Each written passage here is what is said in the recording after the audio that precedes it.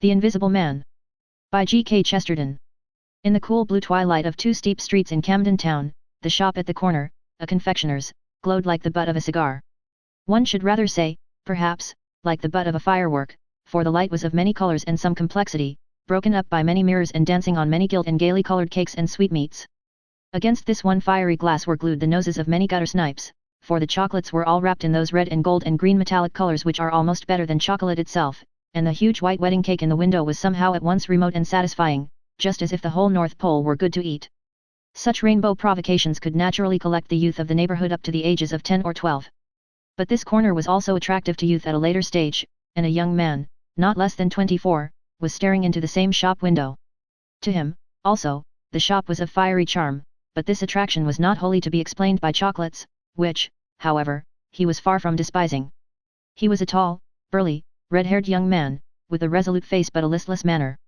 He carried under his arm a flat, grey portfolio of black and white sketches, which he had sold with more or less success to publishers ever since his uncle, who was an admiral, had disinherited him for socialism, because of a lecture which he had delivered against that economic theory. His name was John Turnbull Angus. Entering at last, he walked through the confectioner's shop to the back room, which was a sort of pastry cook restaurant, merely raising his hat to the young lady who was serving there. She was a dark, elegant, alert girl in black, with a high color and very quick, dark eyes, and after the ordinary interval she followed him into the inner room to take his order. His order was evidently a usual one. "I want, please," he said with precision, "one halfpenny bun and a small cup of black coffee." An instant before the girl could turn away he added, "Also, I want you to marry me." The young lady of the shop stiffened suddenly and said, "Those are jokes I don't allow." The red-haired young man lifted grey eyes of an unexpected gravity. "Really and truly," he said, "it's as serious as the halfpenny bun. It is expensive, like the bun, one pays for it. It is indigestible, like the bun. It hurts." The dark young lady had never taken her dark eyes off him, but seemed to be studying him with almost tragic exactitude. At the end of her scrutiny she had something like the shadow of a smile, and she sat down in a chair. "Don't you think," observed Angus, absently, "that it's rather cruel to eat these halfpenny buns? They might grow up into penny buns. I shall give up these brutal sports when we are married." The dark young lady rose from her chair and walked to the window, evidently in a state of strong but not unsympathetic cogitation. When at last she swung round again with an air of resolution she was bewildered to observe that the young man was carefully laying out on the table various objects from the shop window. They included a pyramid of highly colored sweets, several plates of sandwiches, and the 2 decanters containing that mysterious port and sherry which are peculiar to pastry cooks. In the middle of this neat arrangement he had carefully let down the enormous load of white sugared cake which had been the huge ornament of the window. "What on earth are you doing?" she asked. "Duty, my dear Laura," he began. "Oh, for the Lord's sake, stop a minute," she cried, "and don't talk to me in that way. I mean, what is all that?" "A ceremonial meal, Miss Hope." "And what is that?" she asked impatiently, pointing to the mountain of sugar. "The wedding cake, Mrs. Angus," he said. The girl marched to that article, removed it with some clatter, and put it back in the shop window. She then returned, and, putting her elegant elbows on the table, regarded the young man not unfavourably but with considerable exasperation. "You don't give me any time to think," she said. "I'm not such a fool," he answered, "that's my Christian humility." She was still looking at him, but she had grown considerably graver behind the smile. "Mr. Angus," she said steadily, "before there is a minute more of this nonsense I must tell you something about myself as shortly as I can." "Delighted," replied Angus gravely. "You might tell me something about myself, too, while you are about it." "Oh, do hold your tongue and listen," she said. "It's nothing that I'm ashamed of, and it isn't even anything that I'm specially sorry about. But what would you say if there were something that is no business of mine and yet is my nightmare?" "In that case," said the man seriously, "I should suggest that you bring back the cake." "Well, you must listen to the story first," said Laura, persistently. "To begin with, I must tell you that my father owned the inn called the Red Fish at Ludbury, and I used to serve people in the bar.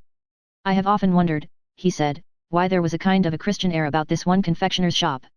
Ludbury is a sleepy, grassy little hole in the eastern counties, and the only kind of people who ever came to the Red Fish were occasional commercial travellers, and for the rest, the most awful people you can see, only you've never seen them. I mean little, loungy men, who had just enough to live on and had nothing to do but lean about in bar-rooms and bet on horses, in bad clothes that were just too good for them. Even these wretched young rotters were not very common at our house, but there were 2 of them that were a lot too common in every sort of way. They both lived on money of their own, and were wearisomely idle and overdressed.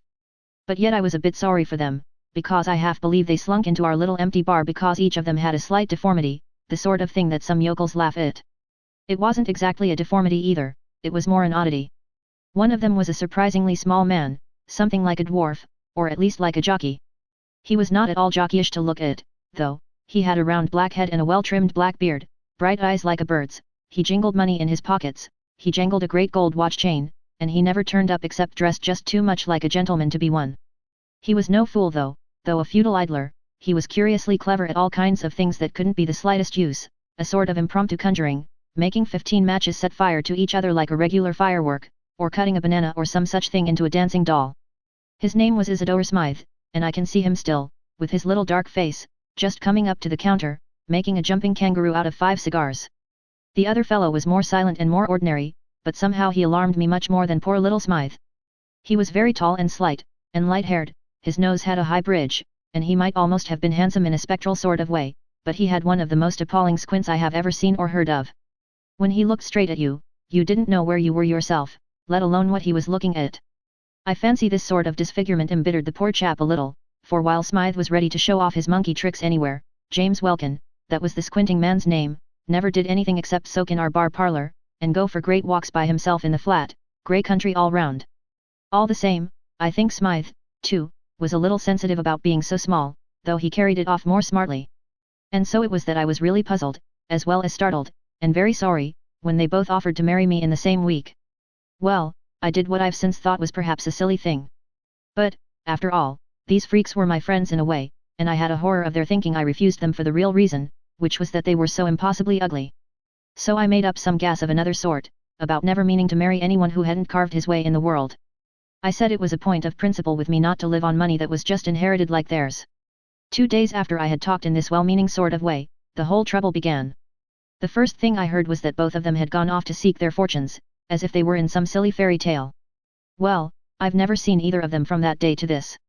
But I've had 2 letters from the little man called Smythe, and really they were rather exciting. Ever heard of the other man? Asked Angus. No, he never wrote, said the girl, after an instant's hesitation. Smythe's first letter was simply to say that he had started out walking with Welkin to London, but Welkin was such a good walker that the little man dropped out of it, and took a rest by the roadside.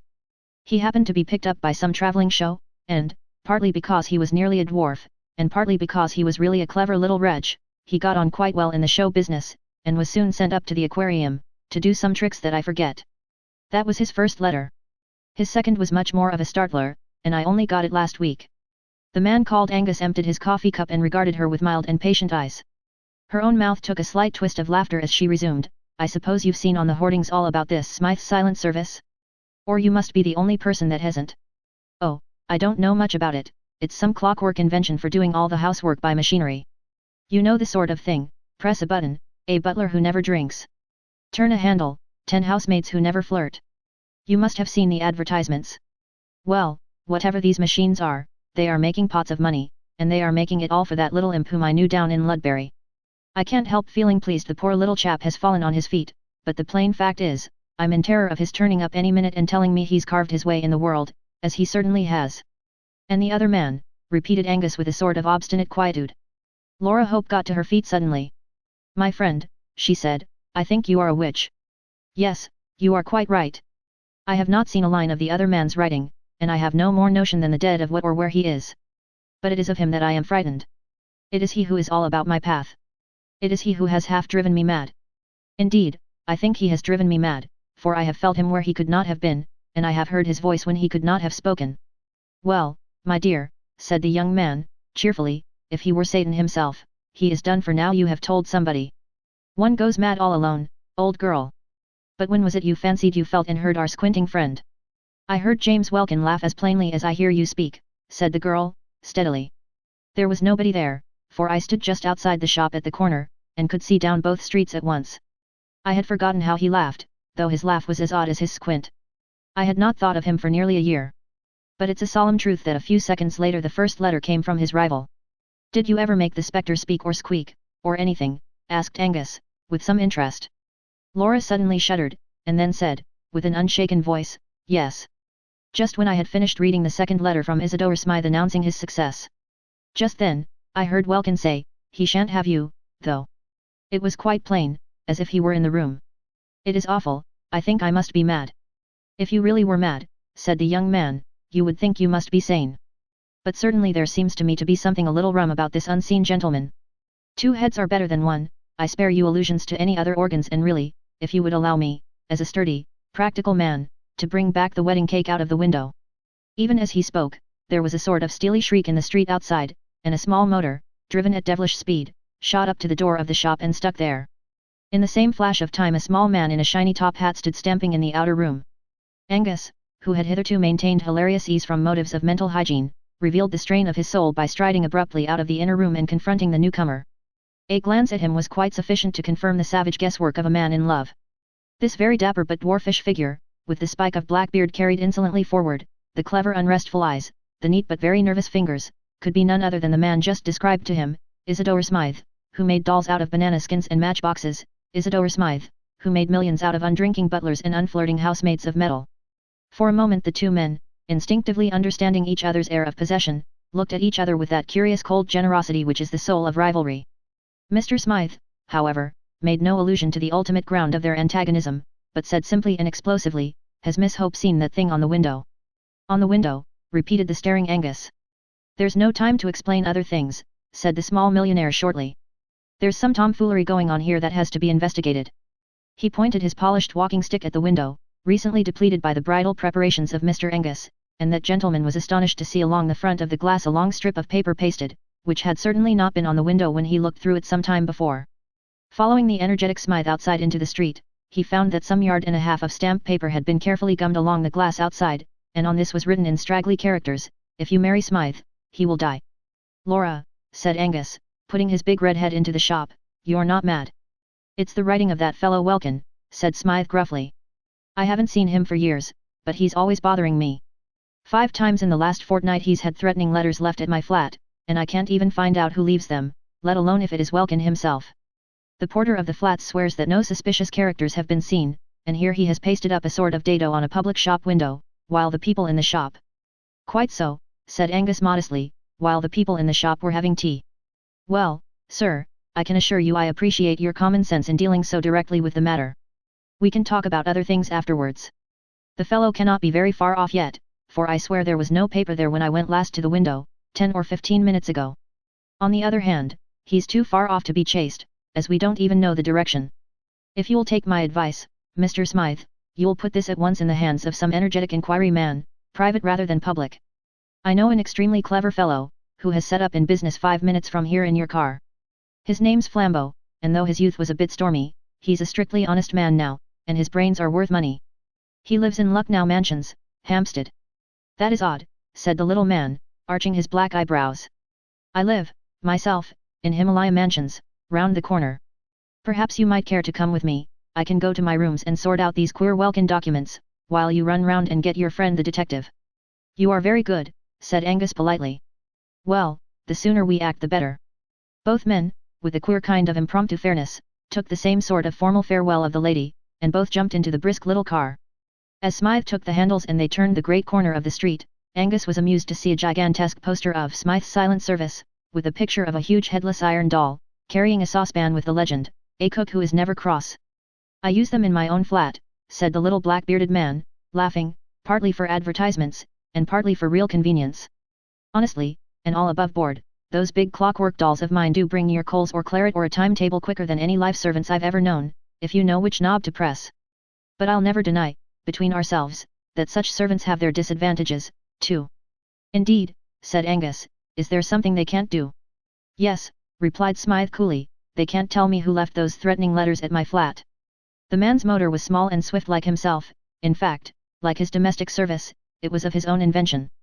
If he was an advertising quack, he was one who believed in his own wares. The sense of something tiny and flying was accentuated as they swept up long white curves of road in the dead but open daylight of evening. Soon the white curves came sharper and dizzier, they were upon ascending spirals, as they say in the modern religions. For, indeed, they were cresting a corner of London which is almost as precipitous as Edinburgh, if not quite so picturesque. Terrace rose above terrace, and the special tower of flats they sought, rose above them all to almost Egyptian height, gilt by the level sunset. The change, as they turned the corner and entered the crescent known as Himalaya Mansions, was as abrupt as the opening of a window, for they found that pile of flats sitting above London as above a green sea of slate. Opposite to the mansions, on the other side of the gravel crescent, was a bushy enclosure more like a steep hedge or dike than a garden, and some way below that ran a strip of artificial water, a sort of canal, like the moat of that embowered fortress. As the car swept round the crescent it passed, at one corner, the stray stall of a man selling chestnuts, and right away at the other end of the curve, Angus could see a dim blue policeman walking slowly. These were the only human shapes in that high suburban solitude, but he had an irrational sense that they expressed the speechless poetry of London. He felt as if they were figures in a story. The little car shot up to the right house like a bullet, and shot out its owner like a bombshell. He was immediately inquiring of a tall commissionaire in shining braid, and a short porter in shirt sleeves, whether anybody or anything had been seeking his apartments. He was assured that nobody and nothing had passed these officials since his last inquiries, whereupon he and the slightly bewildered Angus were shot up in the lift like a rocket, till they reached the top floor. "Just come in for a minute," said the breathless Smythe. "I want to show you those welkin letters. Then you might run round the corner and fetch your friend." He pressed a button concealed in the wall, and the door opened of itself. It opened on a long, commodious anteroom, of which the only arresting features, ordinarily speaking, were the rows of tall half-human mechanical figures that stood up on both sides like tailor's dummies. Like tailor's dummies they were headless, and like tailor's dummies they had a handsome unnecessary humpiness in the shoulders, and a pigeon-breasted protuberance of chest, but barring this, they were not much more like a human figure than any automatic machine at a station that is about the human height. They had two great hooks-like arms, for carrying trays, and they were painted pea green or vermilion or black for convenience of distinction. In every other way they were only automatic machines and nobody would have looked twice at them. On this occasion, at least, nobody did. For between the two rows of these domestic dummies lay something more interesting than most of the mechanics of the world. It was a white, tattered scrap of paper scrawled with red ink, and the agile inventor had snatched it up almost as soon as the door flew open. He handed it to Angus without a word. The red ink on it actually was not dry, and the message ran, "If you have been to see her today, I shall kill you."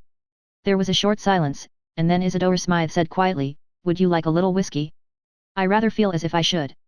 "Thank you, I should like a little flambeau," said Angus, gloomily. "This business seems to me to be getting rather grave. I'm going round at once to fetch him." "Right you are," said the other, with admirable cheerfulness. "Bring him round here as quick as you can." But as Angus closed the front door behind him he saw Smythe push back a button, and one of the clockwork images glided from its place and slid along a groove in the floor carrying a tray with siphon and decanter.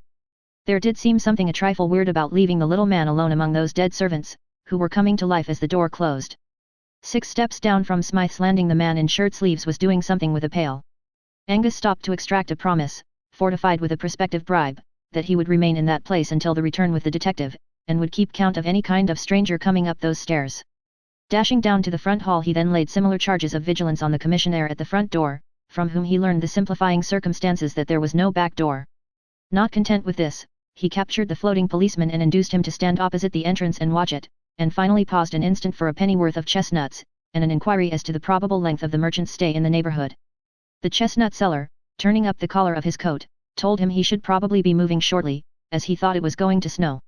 Indeed, the evening was growing grey and bitter, but Angus, with all his eloquence, proceeded to nail the chestnut man to his post. "Keep yourself warm on your own chestnuts," he said earnestly. "Eat up your whole stock, I'll make it worth your while. I'll give you a sovereign if you'll wait here till I come back, and then tell me whether any man, woman, or child has gone into that house where the commissionaire is standing." He then walked away smartly, with a last look at the besieged tower. "I've made a ring round that room, anyhow," he said. "They can't all 4 of them be Mr. Welkin's accomplices." Lucknow Mansions were, so to speak, on a lower platform of that hill of houses, of which Himalaya Mansions might be called the peak. Mr. Flambeau's semi-official flat was on the ground floor, and presented in every way a marked contrast to the American machinery and cold hotel-like luxury of the flat of the silent service. Flambeau, who was a friend of Angus, received him in a rococo artistic den behind his office, of which the ornaments were sabres, harquebuses, Eastern curiosities, flasks of Italian wine, savage cooking pots, a plumy Persian cat, and a small dusty-looking Roman Catholic priest, who looked particularly out of place. "This is my friend Father Brown," said Flambeau. "I've often wanted you to meet him. Splendid weather, this, a little cold for southerners like me." "Yes, I think it will keep clear," said Angus, sitting down on a violet-striped Eastern ottoman. "No," said the priest quietly, "it has begun to snow."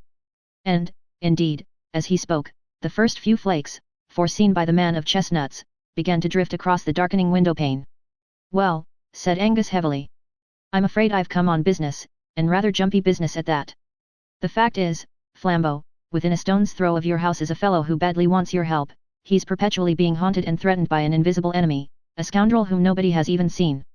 As Angus proceeded to tell the whole tale of Smythe and Welkin, beginning with Laura's story, and going on with his own, the supernatural laugh at the corner of two empty streets, the strange distinct words spoken in an empty room, Flambeau grew more and more vividly concerned, and the little priest seemed to be left out of it, like a piece of furniture.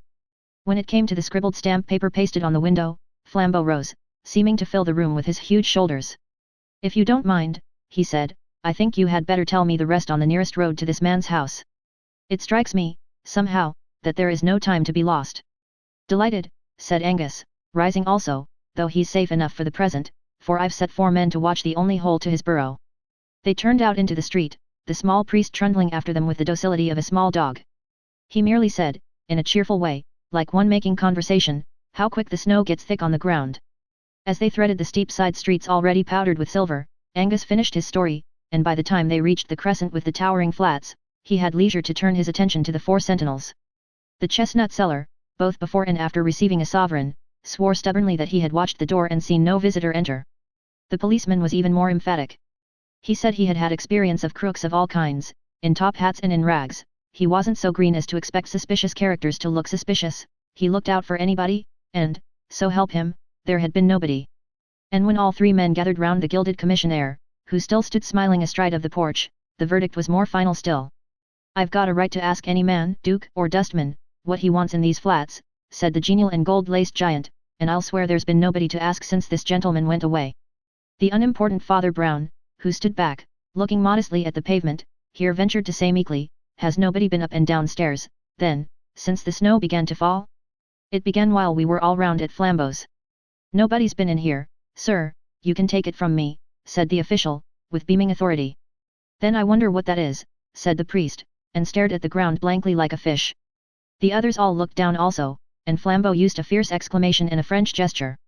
For it was unquestionably true that down the middle of the entrance guarded by the man in gold lace, actually between the arrogant, stretched legs of that colossus, ran a stringy pattern of grey footprints stamped upon the white snow. "God!" cried Angus involuntarily, "the invisible man!" Without another word he turned and dashed up the stairs, with Flambeau following, but Father Brown still stood looking about him in the snow-clad street as if he had lost interest in his query. Flambeau was plainly in a mood to break down the door with his big shoulders, but the Scotchman, with more reason, if less intuition, fumbled about on the frame of the door till he found the invisible button, and the door swung slowly open. It showed substantially the same serried interior. The hall had grown darker, though it was still struck here and there with the last crimson shafts of sunset, and 1 or 2 of the headless machines had been moved from their places for this or that purpose, and stood here and there about the twilight place. The green and red of their coats were all darkened in the dusk, and their likeness to human shapes slightly increased by their very shapelessness. But in the middle of them all, exactly where the paper with the red ink had lain, there lay something that looked like red ink spilled out of its bottle. But it was not red ink. With a French combination of reason and violence, Flambeau simply said murder, and, plunging into the flat, had explored every corner and cupboard of it in 5 minutes. But if he expected to find a corpse he found none. Isidore Smythe was not in the place, either dead or alive. After the most tearing search the 2 men met each other in the outer hall, with streaming faces and staring eyes. "My friend," said Flambeau, talking French in his excitement, "not only is your murderer invisible, but he makes invisible also the murdered man." Angus looked round at the dim room full of dummies, and in some Celtic corner of his Scotch soul a shudder started. One of the life-size dolls stood immediately overshadowing the blood stain, summoned, perhaps, by the slain man an instant before he fell. One of the high-shouldered hooks that served the thing for arms, was a little lifted, and Angus had suddenly the horrid fancy that poor Smythe's own iron child had struck him down. Matter had rebelled, and these machines had killed their master. But even so, what had they done with him? "Eaten him," said the nightmare at his ear, and he sickened for an instant at the idea of rent, human remains absorbed and crushed into all that acephalous clockwork. He recovered his mental health by an emphatic effort, and said to Flambeau, "Well, there it is. The poor fellow has evaporated like a cloud and left a red streak on the floor. The tale does not belong to this world." "There is only one thing to be done," said Flambeau, "whether it belongs to this world or the other. I must go down and talk to my friend." They descended, passing the man with the pail, who again asseverated that he had let no intruder pass, down to the commissionaire and the hovering chestnut man, who rigidly reasserted their own watchfulness.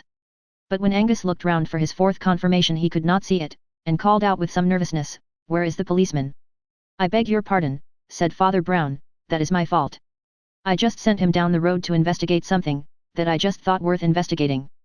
Well, we want him back pretty soon, said Angus abruptly, for the wretched man upstairs has not only been murdered, but wiped out. How? Asked the priest. Father, said Flambeau, after a pause, upon my soul I believe it is more in your department than mine. No friend or foe has entered the house, but Smythe is gone, as if stolen by the fairies. If that is not supernatural, I... As he spoke they were all checked by an unusual sight. The big blue policeman came round the corner of the crescent, running. He came straight up to Brown. You're right, sir, he panted, they've just found poor Mr. Smythe's body in the canal down below. Angus put his hand wildly to his head. Did he run down and drown himself? He asked. He never came down, I'll swear, said the constable, and he wasn't drowned either, for he died of a great stab over the heart. And yet you saw no one enter, said Flambeau in a grave voice. Let us walk down the road a little, said the priest. As they reached the other end of the crescent he observed abruptly, stupid of me. I forgot to ask the policeman something. I wonder if they found a light brown sack. Why a light brown sack? Asked Angus, astonished. Because if it was any other colored sack, the case must begin over again, said Father Brown, but if it was a light brown sack, why, the case is finished. I am pleased to hear it, said Angus with hearty irony. It hasn't begun, so far as I am concerned. You must tell us all about it, said Flambeau with a strange heavy simplicity, like a child. Unconsciously they were walking with quickening steps down the long sweep of road on the other side of the high crescent, Father Brown leading briskly, though in silence. At last he said with an almost touching vagueness, well, I'm afraid you'll think it so prosy. We always begin at the abstract end of things, and you can't begin this story anywhere else. Have you ever noticed this, that people never answer what you say? They answer what you mean, or what they think you mean. Suppose one lady says to another in a country house, is anybody staying with you? The lady doesn't answer yes, the butler, the 3 footmen, the parlour maid, and so on, though the parlour maid may be in the room, or the butler behind her chair. She says there is nobody staying with us, meaning nobody of the sort you mean. But suppose a doctor inquiring into an epidemic asks, who is staying in the house, then the lady will remember the butler, the parlour maid, and the rest. All language is used like that, you never get a question answered literally, even when you get it answered truly. When those 4 quite honest men said that no man had gone into the mansions, they did not really mean that no man had gone into them. They meant no man whom they could suspect of being your man. A man did go into the house, and did come out of it, but they never noticed him. An invisible man, inquired Angus, raising his red eyebrows.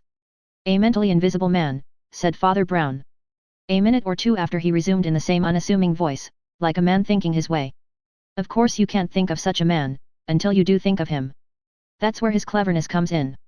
But I came to think of him through 2 or 3 little things in the tale Mr. Angus told us. First, there was the fact that this Welkin went for long walks. And then there was the vast lot of stamp paper on the window. And then, most of all, there were the 2 things the young lady said, things that couldn't be true. Don't get annoyed, he added hastily, noting a sudden movement of the Scotchman's head, she thought they were true. A person can't be quite alone in a street a second before she receives a letter. She can't be quite alone in a street when she starts reading a letter just received. There must be somebody pretty near her, he must be mentally invisible. Why must there be somebody near her? Asked Angus. Because, said Father Brown, barring carrier pigeons, somebody must have brought her the letter. Do you really mean to say, asked Flambeau, with energy, that Welkin carried his rival's letters to his lady? Yes, said the priest. Welkin carried his rival's letters to his lady. You see, he had to. Oh, I can't stand much more of this, exploded Flambeau. Who is this fellow? What does he look like? What is the usual get-up of a mentally invisible man? He is dressed rather handsomely in red, blue, and gold, replied the priest promptly with precision, and in this striking, and even showy, costume he entered Himalaya mansions under 8 human eyes, he killed Smythe in cold blood, and came down into the street again carrying the dead body in his arms. Reverend sir, cried Angus, standing still, are you raving mad, or am I? You are not mad, said Brown, only a little unobservant. You have not noticed such a man as this, for example.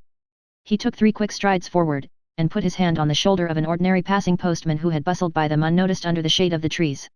Nobody ever notices postmen somehow, he said thoughtfully, yet they have passions like other men, and even carry large bags where a small corpse can be stowed quite easily. The postman, instead of turning naturally, had ducked and tumbled against the garden fence. He was a lean fair-bearded man of very ordinary appearance, but as he turned an alarmed face over his shoulder, all 3 men were fixed with an almost fiendish squint. Flambeau went back to his sabres, purple rugs, and Persian cat, having many things to attend to.